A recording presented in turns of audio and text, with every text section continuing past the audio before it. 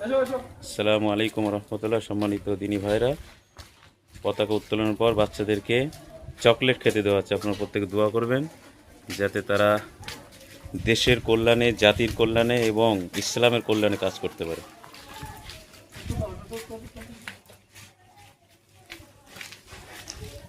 দ্রুত আসতে বলেন।